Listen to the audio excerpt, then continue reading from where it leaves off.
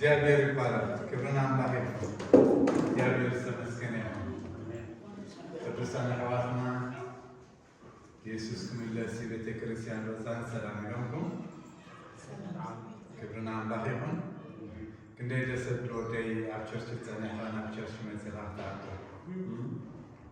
አናም አብዝ መንበር ሰጠው ነው ሐዋርያ ሐቆም አብዱና እግዚአብሔር ፍራይክቷል እንደታወሚ እግዚአብሔር ይባላል። እጁን ወይ ተባረከ። አሜን። እግዚአብሔር ይመስገን። ባርና ለሚ አገልግሎት ስብከቴ ጎይታና ኢየሱስ ክርስቶስ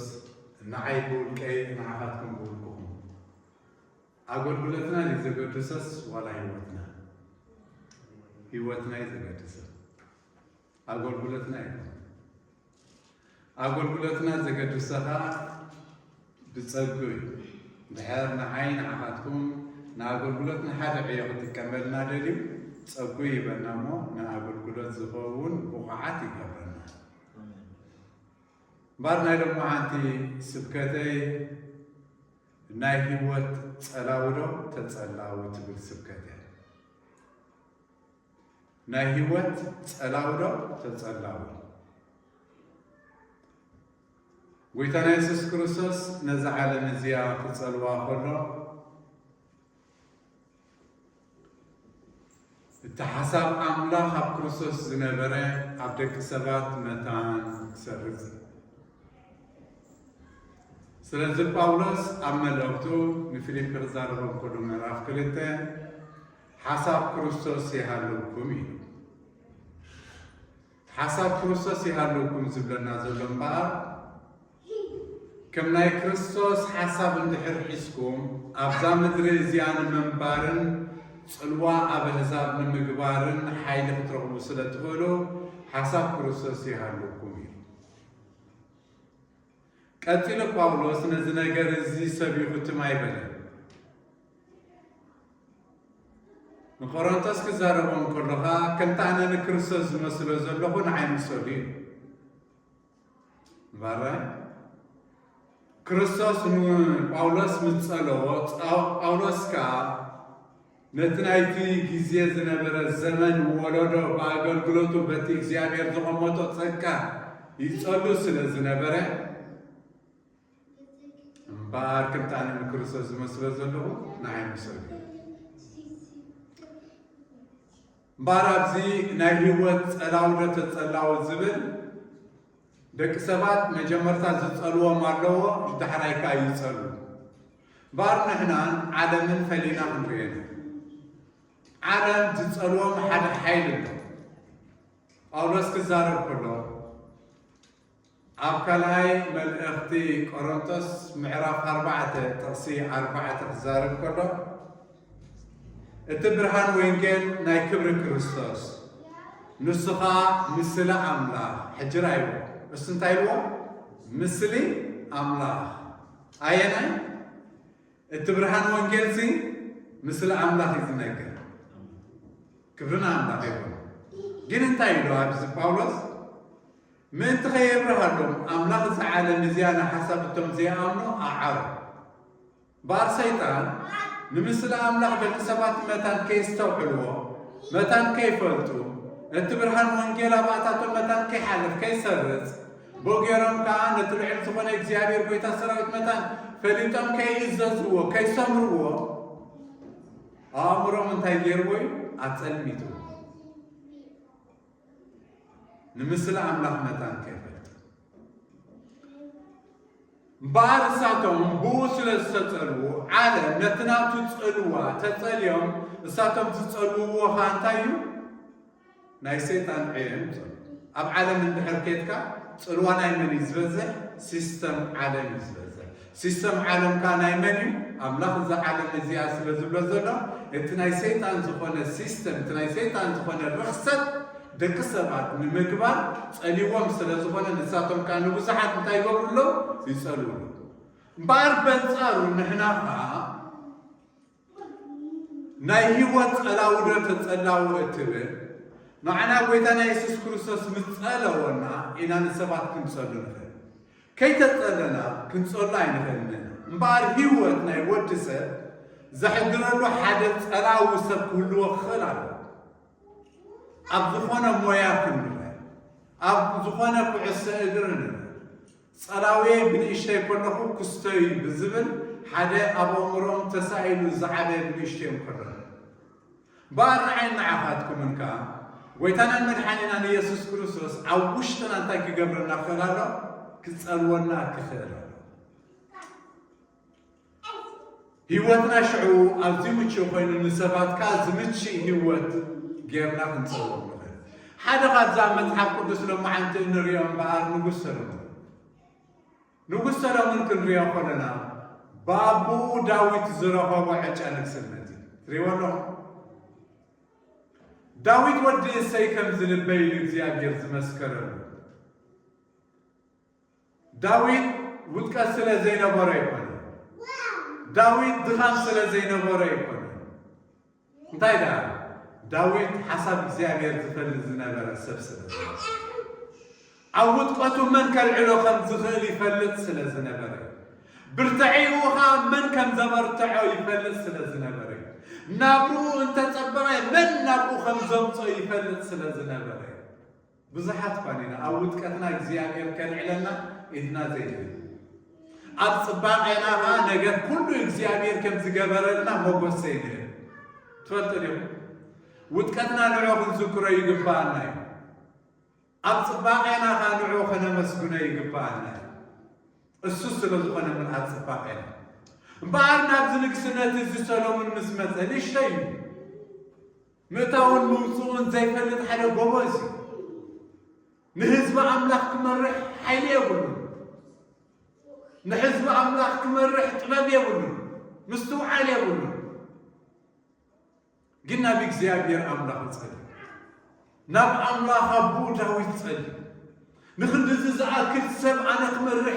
نخندز زعاكل سب أنا متاون موصون كرينو حق أملاك كمورو كستمورو فرديا منبوق نعون جيتان كفرد أنا نشتري بس عقلية بالليل اليوم نسخاقنا وكذا كله تخيلها زيابير الله يزنا قال زلمنا كله الله كاته قال يسوي الميها زي نبرة بدحريها والقط زي كون تباب المستوى على نقوم يتلقى له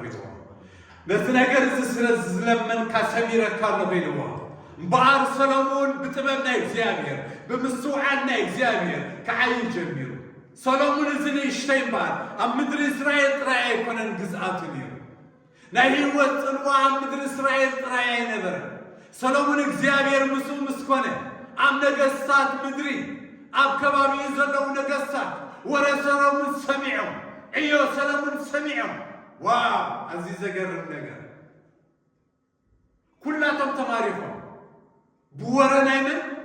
بورا ناي سلامون من نجسات مدري أب إسرائيل حدا سلامون زبها النجوس تنسيله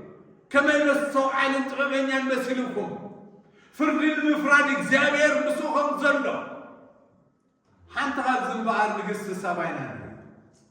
إذا نقصات زيادتكم تخلوا خبط الزجر وهبتات حزام يمزمت تسكبر أزي زجر النجر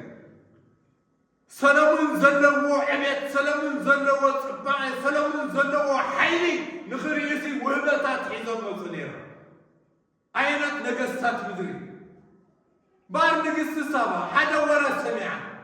أم مدر إسرائيل من شيء قوة سلامون زباهل بمستوى طبابن فردين مفراد إيو عملاق نمعيي أبو زلو أسرارعا أبو زلو عيا وقلقلت أبو زلو طباب منات بيت إخزيابير كما يزمل دنكي مخانو ورا بالسمعتي من المتحف القدس من نقص السبع بزحات مساء وهبتات حزام ناب سلامون زلوا مدر إسرائيل متى رينا سبلت ما تدنيها بكل نجر تدنيها الصلاة لفابيت إخزيابير إسرائيل عيون سنة سلامون إسرائيل صباحي سلامون إسرائيل طبعا المستوى على ناب سلامون زلوا إخزيابير ذهبوا إسرائيل تقريما ኖ ኢላቶም ኣነ ኣብ ምድረይ ከለኹ ዝሰማዕኽዎን ብዒንተይ ምስ መጻኹ ዝረኣኽዎን ናይ ሰማይን ምድርን ፍለለዩ እግዚአብሔር ከመይ ዝበለ ድንቂ ዝኾነ ዕዮ ኣባኻ ገሊፅ ኢላ ዋው ኣዝያ ተማሪኻ ብመን ብህይወት ናይ ሰሎሞን ህዝቢ ኣምላኽ ኣብ ዝኸር መሓላልፎ ደልየ ዘለኹ ግን ሓደ ነገር እግዚአብሔር ንሰሎሞን ክጸልዎ ምጀመረ ሰሎሞን ድማ ንእስራኤል ጥራይ ዘይኮነ ንኸባቢኡ ከይተረፈ ክጸሉ ጀሚሩ ኣብ ሰሎሞን ግና ሓደ ብልሽት ኣጋጢሙ ሓደ ዕንወት ኣጋጢሙ ልቡ ናብ ኣንስቲ ክዘብል ምጀመረ ልቡ ናብ ኣዋልድ ክዘብል ምጀመረ ካብ እስራኤል ሓሊፉ ናብ ምድሪ ፍልስጤም ዘለዋ ኣዋልድ ምድሪ ኣሕዛብ ክሰግር ምጀመረ ናይ እግዚአብሔር ሓይልን ናይ እግዚአብሔር ጥበብን ናይ እግዚአብሔር ምስትምዓልን ዝነበረ ኻቡ ክበንን ጀሚሩ ጸላዊ ዝነበረ ሰብ ክጽሎ ጀሚሩ መራሒ ዝነበረ ሰብ ክምራሕ ጀሚሩ ራእይዎ 700 ፕላስ 300 ሽሕ ዝኣኽላ ኣንስቲ ክወቱ ከሎ ሰሎሞን ኣስማተን ይፈልጠን ዶ እንታይ ክገብር ይኸነ ዘን ሽሕ ኣንስቲ እትይወን ውድቀት ክመጽእ ከለኹም እዩ ብልሽት ክመጽእ ከለኹም እዚ ጥራይ ኣይኮነን ኣንስቲ ኣሕዛብ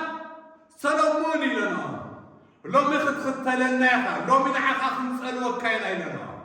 ኣምላክካ ሓዲካ ኣማልኽትና ክትሰግደሎም ኢኻ ኢላቶ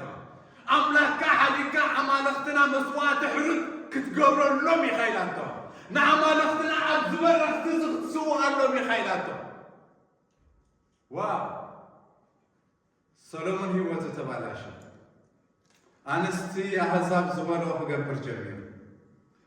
ነቲ ናብ ንግስነት ዝፀውዖ እግዚአብሔር ጎይታ ሰራዊት ረሲዕዎ ልቡ ብፍቕሪ ኣዋልድ ምስ ዘንበለ ግና ኣማልኽተን ክስውእ ጀሚሩ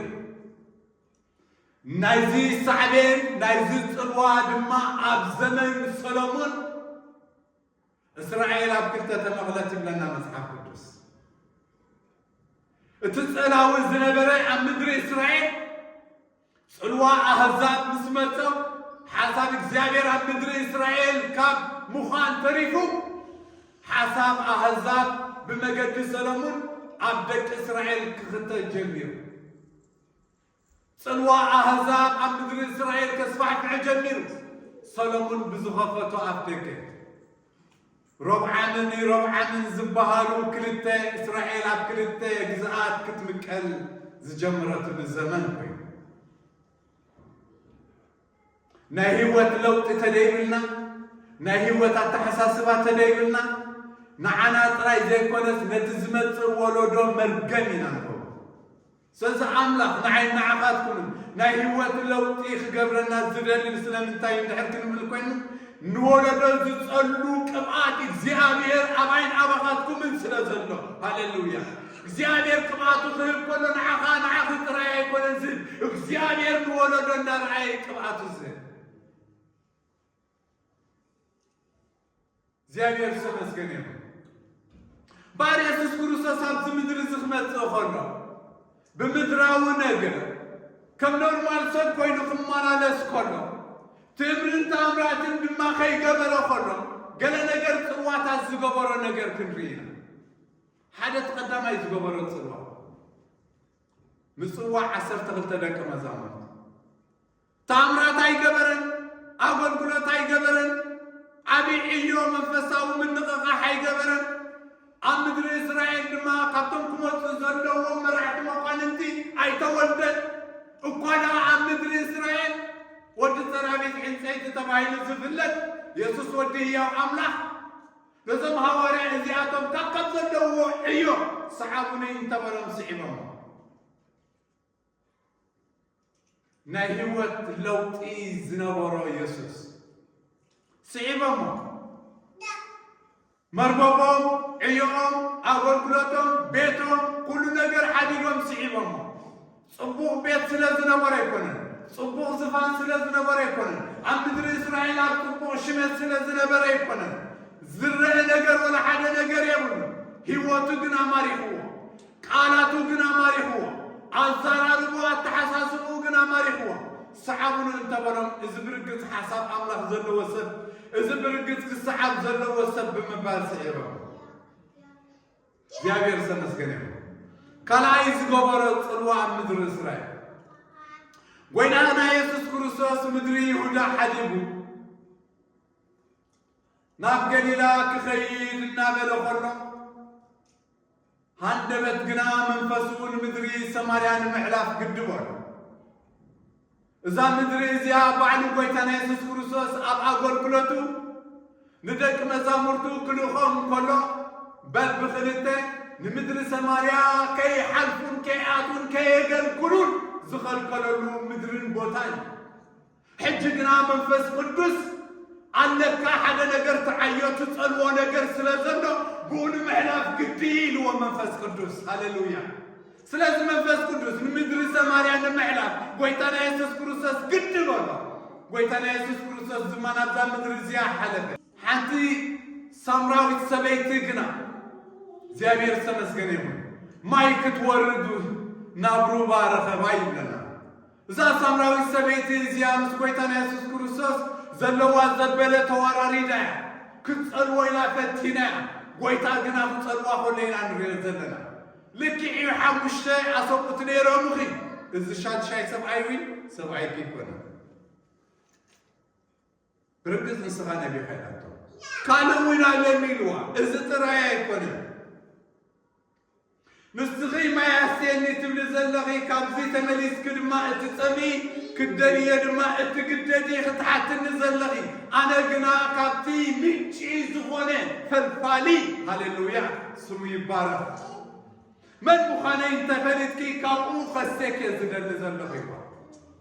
بارقوي تانا يسوس كروسوس قلو أبزا سامراوي السبيتي مسعززة إذا سامراوي السبيتي زيا كل حديقة نام عدا أتوتي لنا مسحاب قدس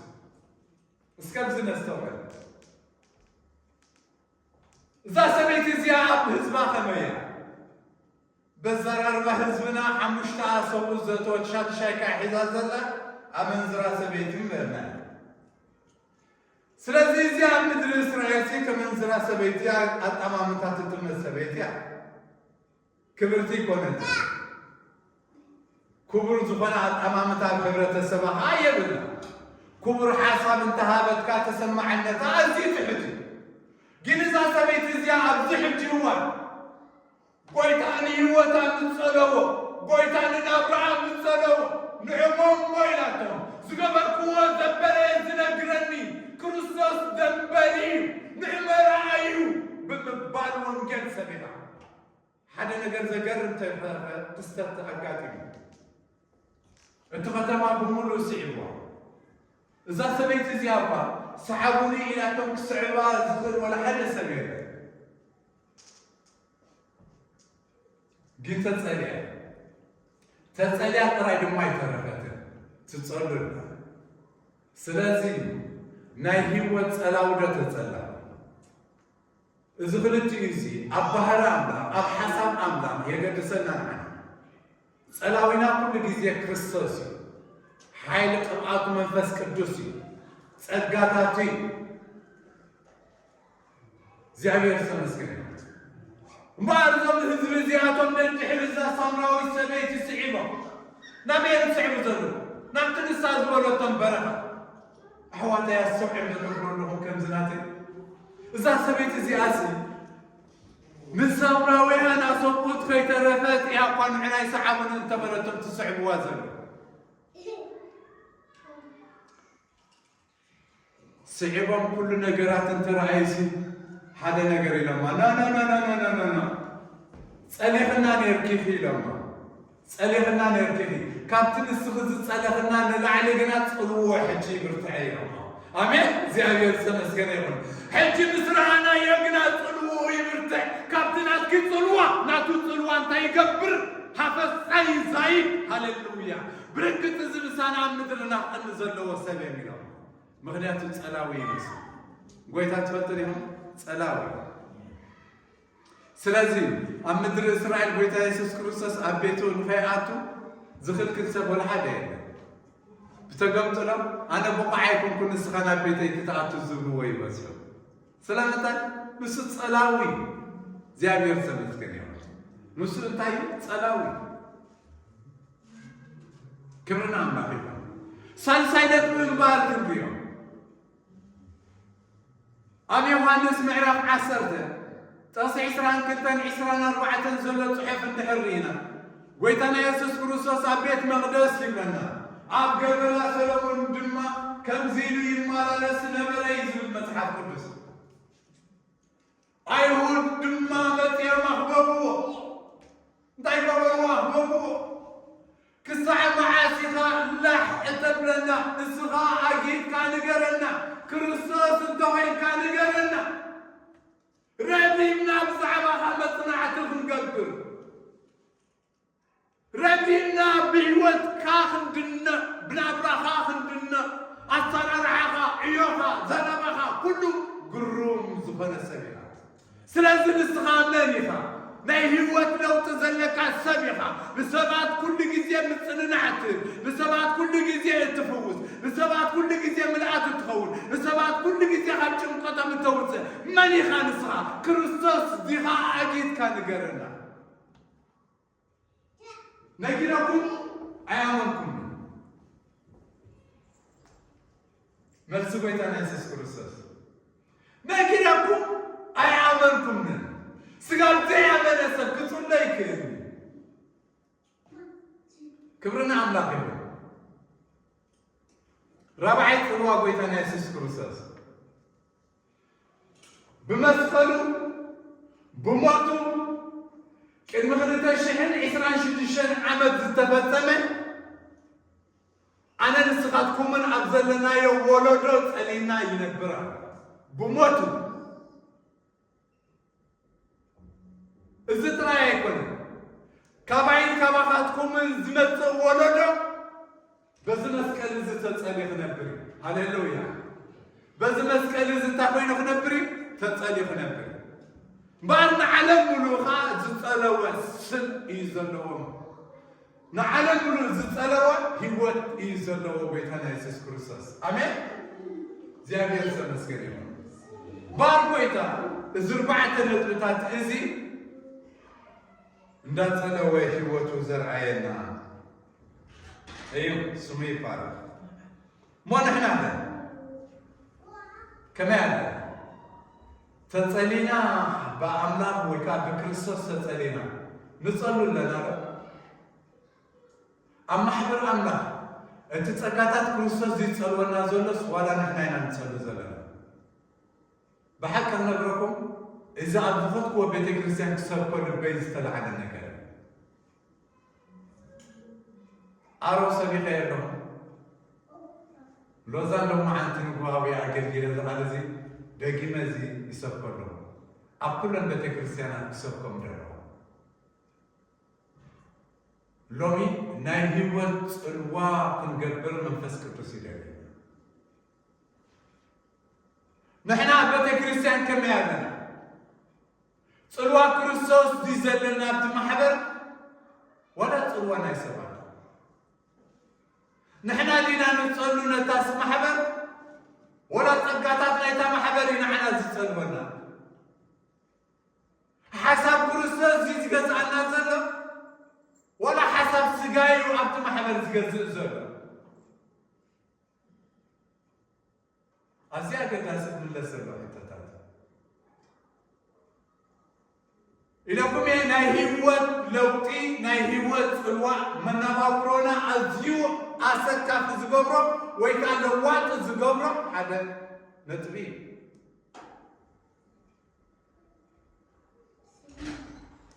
سلازت الله تلينا بتنا كرسوس تلينا الله تلينا بار حدا تحفظ زي كمرينا كم مدر عذاب نام مدر إسرائيل متيان مدر إسرائيل أزياز الصلوات روت زبها الكبيرة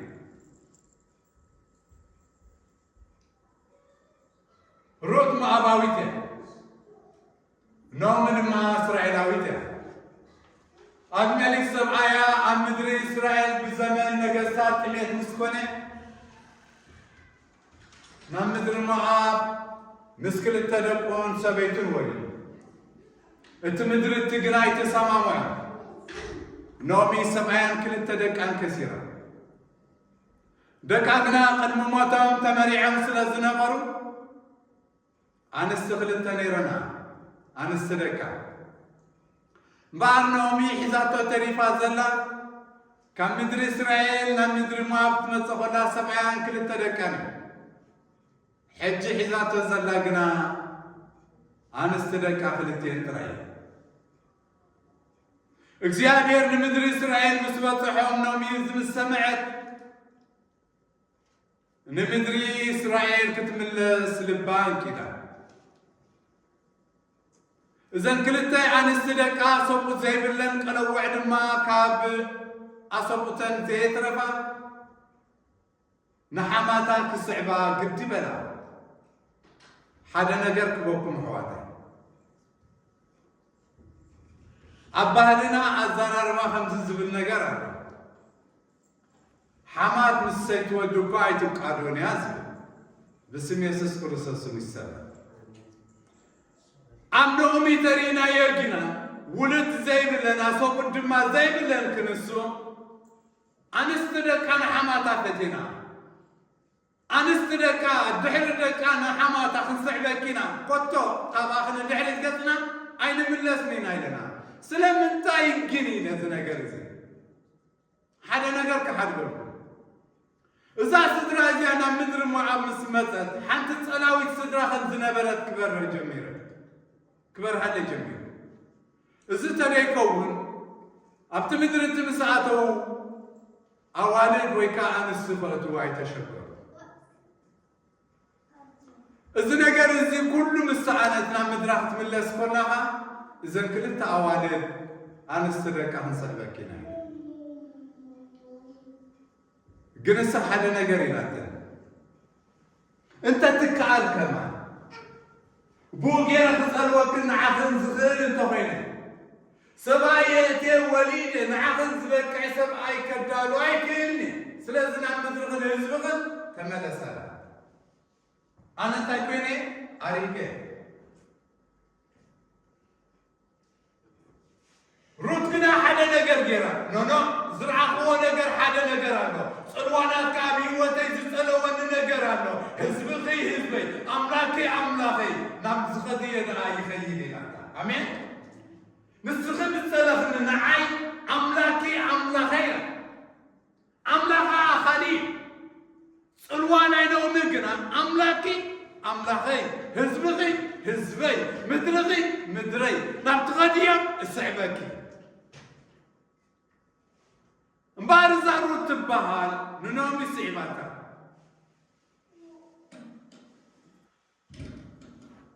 ሩት እምበኣር ቦዓዝ ዝበሃል ምስ ወረሳ ካብኡ ድማ ጥንሲ ምስ ሓዘ ንምውላድ ድማ እግዚኣብሔር ሓይሊ ምስ ሃበ ኣብ ምድሪ እስራኤል ከምዚ ዝብል ጽሑፍ ተጻሒፉ ሩት 4:14-15 እተን ኣንስትኻ ንኖሚ ሎሚ ወራሲ ዘይከልኣኪ እግዚኣብሔር ይባረኽ ወራሲ ረኺብኪ ኢለና ስሙ ኣብ እስራኤል ይሰመዕ ኣሜን እቲ ዝውለድ ውሉድ ኣብ እስራኤል ይሰመዕ እታ ካብ 7 ወዲ እትበልፅ እተፍቅረኪ ሰበይቲ ወድኺ ካብ 7 ኣወዳት እትሕረ ሩት ሃሌሉያ ስሙ ይባረኽ መን ሩት ከምኡ ኢለና ካብ 7 ኣወዳት እትሕረ ሰይቲ ወድኺ ክብርና ኣምላኽ ይኹን ወሊዳቶ እያ እሞ ንሱ ነፍስኺ ዘሐድስን ሓጋዚ እርግናኽን ክኾነልኪ እዩ በላ ሃሌሉያ ሃሌሉያ እምበኣር ናይ ሩት ሓደ ነገር ኖሚ ንሩት ምስ ጸለወታ ጽልዋናይ ኖሚ ኑሩት ሩት ናብ ምድሪ እስራኤል ልባን ነፍሳን ክትኣቱ ገይሩ ኣብ ምድሪ እስራኤል ምስ መፀትካ እስከቶም ዝበሉ ሩት ንምድሪ እስራኤል ፀልያ ካብኡ ሓሊፋኻ ተመሊሳ ንምድሪ ኣሕዛብ ፀልያተና ኣሜን እግዚአብሔር ተመስገን ይሁን መጽሐፍ ቅዱስ ክዛረበና ከሎ ንዳዊት እንታይ እዩ ክብርና አምላክ ይሁን አባዬ ባር ክርስቶስ ካበናይ ዘሪ ዝመጽእ ዘሎ ማለት እዩ ሃሌሉያ እግዚአብሔር ተመስገን ይሁን ብጥልዋ ሎሚ እምበኣር ካብ ምድራ ናብ ምድሪ እስራኤል ኣትያ ንእስራኤልን ኣሕዛብን ዝጸሉ ካብኣ ዘርኢ መጺኡ እግዚአብሔር ይባላል ጽልዋት ይወለሙ ስም አምላክና ተመስገን ይሁን ባር ክርስቶስ አመለክታ መወዳታ نعين عفاتكم من صفاتكم يل ماتيوس معرف حمشتن قابتن ساعة سلسلة سقاب عسر شد الشزل صحف ناي كرن سبكر نصفاتكم شو ندريهم يل شو مقارنة كم كل احنا نفرطين زخشنات رايز يكونات ولا زبل عسر يزفلت مقارنة ما عدد اسكفلنا عينك اماماتنا حمت دستية طولة كيلو تسمو على بورها شاو تدي بالله مقرط والحدي بالله انت يتخون تقحا ترقت ينوها أمنا برانا نعم نخزوخنا نقر بحر اندحر زي بالنا علم تبقى جرات حاسينا يا اخواتي مقرط زي بالنا السبيل نخون نحنا قلنا علم مقرطا متان كنخون أملاك أباين أباقاتكم نايتشاو زلو بحر مقرطا وميتلا مساعد ودسب كوينو أنا نسخاتكم من كابز مدرز مستلعنا علم جنا عزيز خفي نودسب من بارب مدرزي عزيو كخفي التمستير أنا نسخاتكم من حساب كريستوس زلنا أبزكم من الله أتيلا خنزين نسخاتكم برهان عالميكم أكرن زلا برهان خفو لازخير يربوني شو خنزين ما نعلم أبيتو برهان أب تحت فافر زغمت يبرهاكم دي بزعاتنا منفصلة أغرقلتنا እግዚአብሔር ዘሃበና ብርሃንን እትጫውን መغረት ናይ ክርስቶስ መغረት ናይ አምላክ ኣብ ህዛብ ኣብ ክንድነውጾ ኣብ ትሕቲ ኸፈር ኣቕሚጥና ንጓዓዝ ብዙሓት ኢና ኣብ ስድራ ቤትና ኣብ ትሕቲ ኸፈር ነቕምጦ ኣብ ከባቢና ኣብ ትሕቲ ኸፈር ነቕምጦ ኣብ ዝተፈላለየ ዕለታዊ ጉዕዞና ስለምንታይ ናብ ትሕቲ ኸፈር ነቕምጦ እንድሕር ክንብል ኮይንና نكرستس كنمونو نحفر ندحركن فلتدي مدحان عندي حبيز خيط كريستيان كم زلو اب تحت غفر يا امتا نتبرهان اب تحت غفر يا امتا يحفر لمن كبر هيك ولا حدا سب كبر هيك شو عفنتين عسر شو الشيء كما كانت تطبق قبرهم ريهم أب سماي زلوا أبوهم متان كمسكين وسي أكايدهم أبكر ما هذا أتصفوا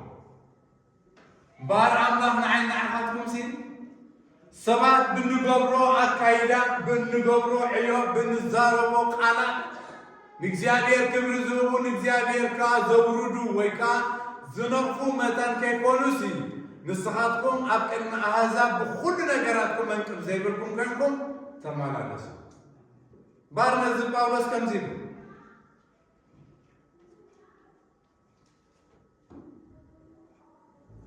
زيابير سمسكنيهم نسمعتهم برفض زخون قال تزارهم برزيتكم قال كابتن عفركم نمان نسمعتهم سلام التاين دحر كلمة كوينة ሰባት ንዓና ሪኦም ንኣምላኽ ክብሪ ዝህብዎ መገዲ ስለዝኾነ ኣካይዳና ኣዘራርባና ንኣምላኽ ዘስምር ወይ ንኣምላኽ ዘፅርፍ እየ ስለዝኾነ እግዚአብሔር ተመስገን ይሁን። ባርናይ መወዳእታ ጥቅሰይ በዚያ ኣማርኩ ኣብ ዘፍጥረት 12:2 እግዚአብሔር እዚ ንኣብርሃም ዝዛረቦ ዘሎ ቃል ስለምንታይ ግን እግዚአብሔር መጀመርታ ዝፅዋዕ ዘሎ ኣብ ዘመን ኣብርሃም ካብ ውድቀት ኣዳም እግዚአብሔር ናቱ ዝኾነ ወለዶ ክፈልም ሓሳብ መሰንቀደ ንኣብርሃም ሓደ ግን ንኣብርሃም ሓደ ነገር ይብለሎ ተፈለ ካብ ምድርኻን ካብ ህዝብኻን ተፈለ ነስተውዕል እግዚአብሔር ዝህቦ ዘሎ ምድሪ ከነዓን እዛ ምድሪ እዚኣ ኣብርሃም ዘለዎ ምድሪ ህዝቡ ኸ እዚ እዛ ምድሪ እዚኣ ምድሪ ኣህዛብ እያ ዘላ ስለዚ ብምልኣ ምድሪ ኣብ ቅድሚ እግዚአብሔር ሓንቲ እያ ዘላ እግዚአብሔር ነዛ ምድሪ እዚኣ ጠሚቱ እግዚአብሔር ነቲ ሰብ ኣብርሃምካ ኣብዚ ምድሪ እዚ ጠሚቱ ካብዚ ምድሪ እዚ ንኣብርሃም ውፃእ ዝብሎ ዘሎ ስለምንታይ እግዚአብሔር ስለምንታይ ኣብኡ ኮይኑ ዘይባርኾ እታ ምድሪ እቲኣ ንዓኻ ሂበካ ኣለኹ ንምንታይ ዘይብሎ ዘገርም ነገር ኣብዚ ሓደ ነገር ኢና ንበሃል ኣብርሃም ኣብ ማእኸል ህዝቡ ኣብ ማእኸል ምድሩ እንድሕር ኮይኑ ፅልዋ ኣምላኽ ክዓዝዝ ኣይክእልን ናይ ቤተሰቡን ሕብረተሰቡን ከባቢውን ፅልዋ ክጋርዶ እዩ ንእግዚአብሔር ከምቲ ዝግባእ ክስዕቦ ኣይክእልን ናብ ካልእ ምድሪ እንድሕር መፂ ግን ካልእ ህዝቢ ካልእ ፅልዋ ዘለዎ እዩ ኣብርሃም ብዓቢ ክፅሎ ኣይክእልን ስለዚ እግዚአብሔር እቲ ምድሪ ዝመረፆ ኣብ ካልእ እቲ ሰብ ዝመረፆ ድማ ካብ ካልእ ኣምፂኡ እምበኣር ኣብርሃም ኢልዎ ምድሪ ከነዓን ክትቕመጥ ኣለካ ካብ ዓዝማትካን ቤተሰብካን ህዝብኻን ኣነ ናብ ዘርእየካ ምድሪ ኣቢልካ ውፃእ እንታይ ግበር ተፈለ ተፈለ ኣብ ምድርኻ ኮይንካ ኣብ ህዝብኻ ኮይንካ ፅልዋ ኣምላኽ ከተምፅእ ኣይትኽእል ኢኻ እምበኣር ኣብርሃም ናብ ካልእ ምስ መፀ ካልእ ባህሊ እዩ ዘለዎ ካልእ ሕብረተሰብ እዩ ዘለዎ እምበኣር ምዚ ሕብረተሰብ እዚ ምስ ባህሊ እዚ ክፃመር ግዜ ክወስድ እዩ ናይ መን ግን ይሕሾ ናይ እግዚኣብሔር ነገር ዝከበሉ ናይቲ ዝፀውዖ እግዚኣብሔር ስለዚ ንእግዚኣብሔር ይፀባበየ ነይሩ ስለዚ እግዚኣብሔር ኣብ ቃሉ ከምዚ ኢልዎ 12:2 ንዓብ ህዝቢ ክገብረካን ክባርኸካን ካየ ኣብዛ ቃል እዚኣ እንታይ ኣላ ክባርኸካ ካየ ንዓብ ህዝቢ ክትኸውን ኢኻ ግን እንታይ ክገብረካ ክባርኸካ እየ እቲ በረኸት ንመን ጥራይ ዝብል ዘሎ ንዓኻ ንኣብርሃም ክባርኸካ እየ እግዚአብሔር ክዛረቦ ከሎ ኣብርሃም ንዓኻ ኣብ ቤትካ በረኸት ከብዝሕ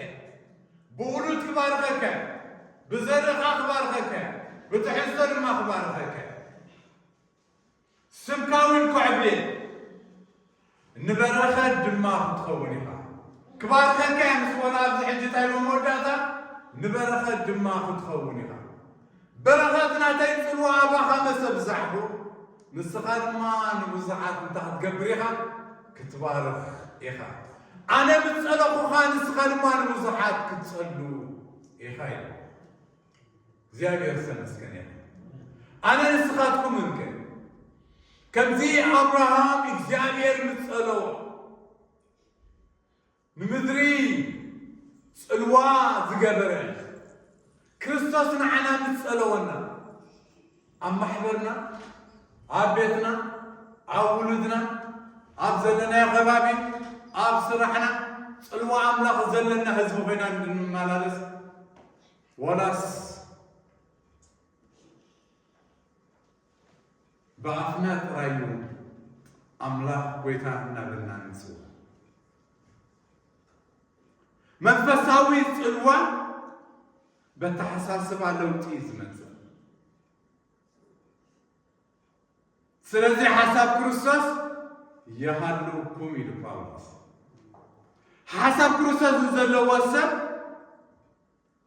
أملاك متصلوا ناي كالي سب كتلو أيكيليو تلاون خالي سب كويني يجنزنبر آمين هاليلويا زيابير سنسكني كبرنا أملاك